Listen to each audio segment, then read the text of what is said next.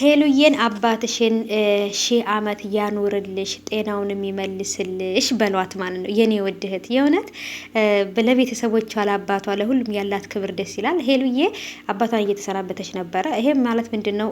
ወደ ውጭ ቦታ ወጥታ ራሴን ፈታ ማድረግ እፈልጋለሁ፣ ራሴን ዘና ማድረግ እፈልጋለሁኝ እያለች ነበር ማለት ነው። እና በተለይ በቃ አሁን ላይ ባለችበት ስትረስ ላይ ወደ ውጭ ወጥታ ወይም ዱባይም የተለያዩ ቦታ ሂጄ ራሴን ዘና ፈታ ማድረግ እፈልጋለሁ ብላለች። እና የአባት ፍቅር እውነት ለመናገር እውነት አባት ያላቸው አባቶቻቸውን እድሜያቸውን ያርዝምላችሁ፣ ሺህ አመት አባቶቻችንን ያኑርልን። ሄሉዬ አባትሽንም እድሜያቸውን ያርዝምልሽ፣ ሺህ አመት ያኑርልሽ የኔ ውድ እህት ማለት ነው። ለአባቷ ያላት ፍቅር፣ ለቤተሰቦቿ ያላት ፍቅር እውነት ለመናገር በጣም ለየት ያለ ነው። የኔ ውድ ቤተሰቦችሽን ያኑርልሽ ፈጣሪ። እውነት በጣም ደስ ብሎኛል ማለት ነው። እንግዲህ ወደ ዱባይ ልትሄድ ነው።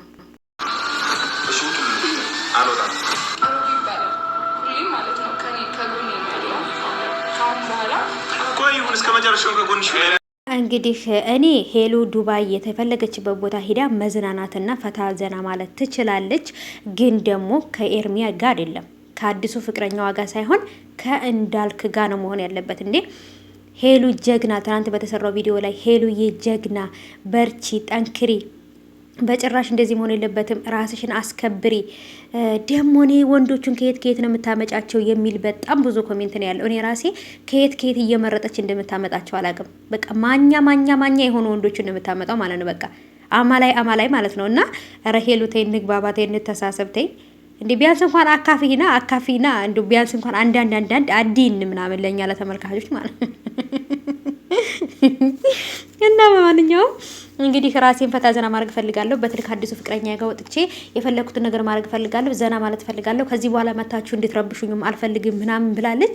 እንግዲህ ሂዳ ራሷ ፈታ ዘና ብላ ትመለስ። ግን ደግሞ ከእንዳልክ ጋር ቢሆን ደግሞ ይበልጥ አሪፍ ይሆናል ብዬ ነው የማስበው እኔ ማለት ነው። በቃ ከእንዳልክ ጋር ቢሆን ኧረ እንዳልክ ድረስ ኧረ እንዳልክ እኔ በቃ ለፍልፌ ደከመኝ። እንዴ እንዳልክ የት አለ?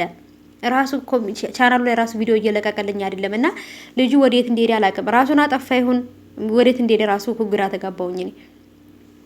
ልጅቷን እንደዚህ እያደረጓት ነው። ስለዚህ ጠልፎም ቢሆን ይዟት ይሄድ እንዳልክ ማለት ነው። ጠልፈህ ቢሆንም ይዘሃት ሂድ።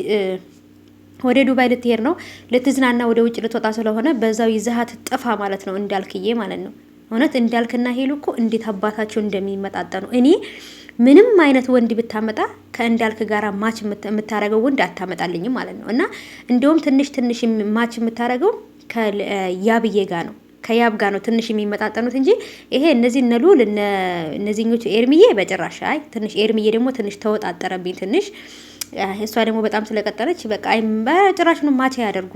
እንዳልክና ሄሉ ናቸው በቃ ማች በእንትን የተሰሩ ማለት ነው። በቃ በጣም